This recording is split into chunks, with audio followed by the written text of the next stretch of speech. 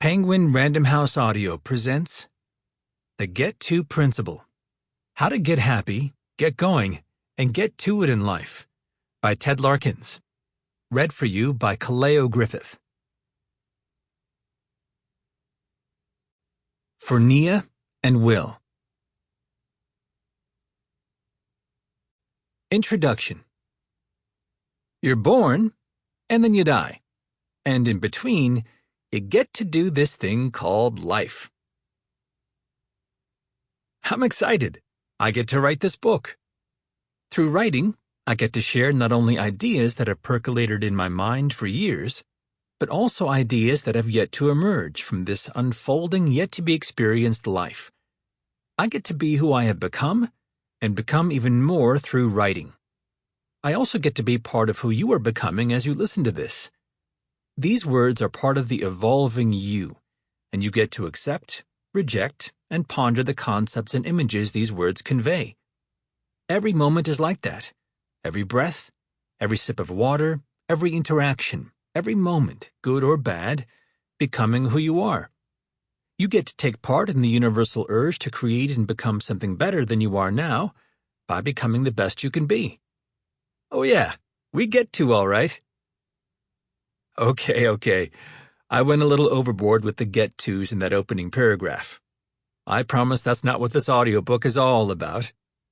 Yes, you're going to get to throughout, but this isn't your average self-help audiobook that scratches the surface of the human experience and creates a temporary respite from the challenges of life with some cute, catchy phrase.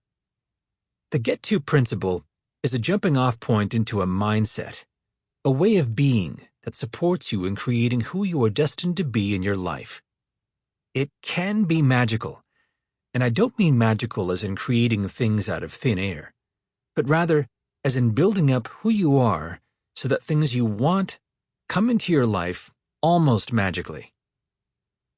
The get-to principle, when embraced, will lead to a deeper knowing of yourself, a look inward that creates what you have on the outside and creates lasting change. The early 20th century writer James Allen wrote, "It matters everything which you are within, for everything without will be mirrored and colored accordingly."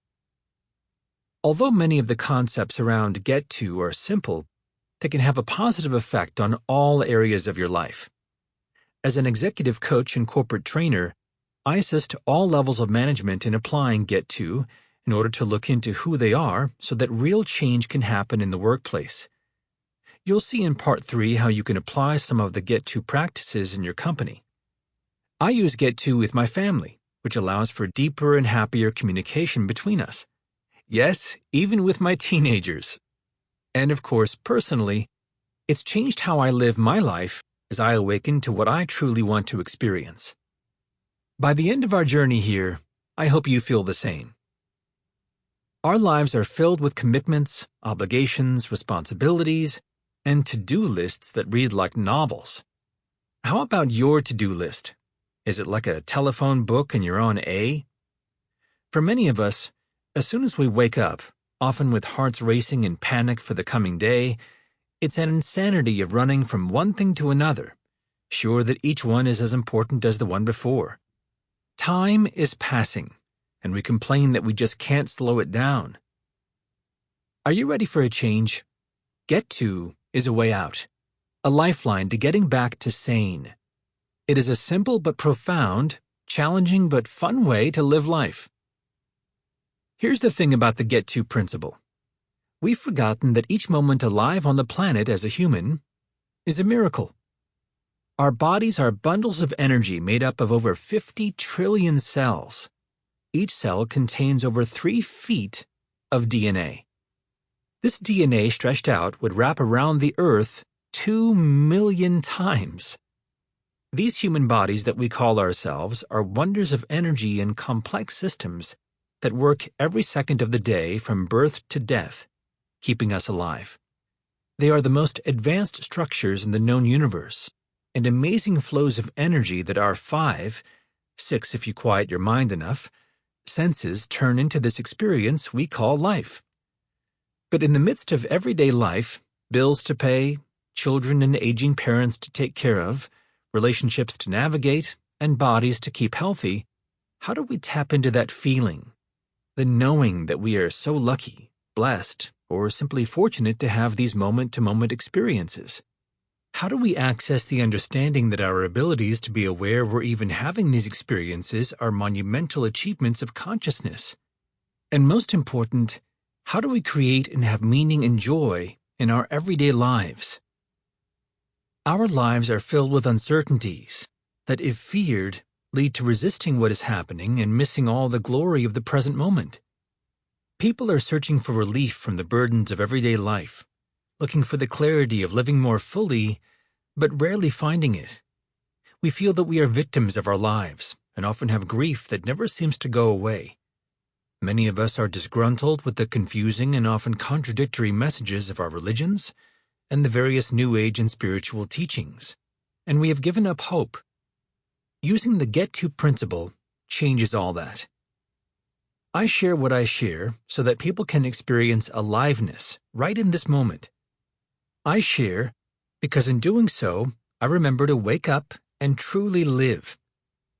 In an obscure but powerful book on understanding human potential, You Are the Adventure, J. Allen Boone says that within each of us is a never-satisfied hunger for greater freedom of being and expression, and with it, an almost constant urge to find new ways to get more out of life, ways that will be more productive and satisfying than those offered by the material senses. Don't get me wrong, I like comforts and luxuries as much as the next person.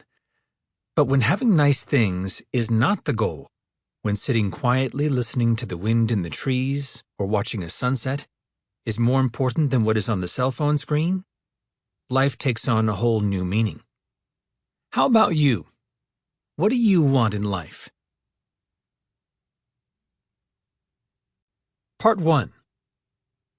How to change "I'm awful" into "I'm actually pretty awesome." The reward for conformity is that everyone likes you except yourself. Rita Mae Brown.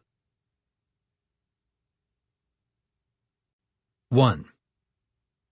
The killer of the have-to mindset. Most people think the first thing we say as babies is mama or dada. But I think the first thing we say is, I have to. After all, what infants hear most of the day from their parents is, I have to make a bottle. Will you hold them? I have to change her. And I have to calm him. From there, it's downhill, as children hear all that they have to do, and the list just grows as they do. I have to go to work. I have to play with the kids. I have to go to the store. I have to take the kids to school. It is, to many of us, the way it is. You just have to do things. Our language and our nervous systems work together to create our environment. We often think that we use language to describe the world, when in fact, we use language to create the world and how we experience it.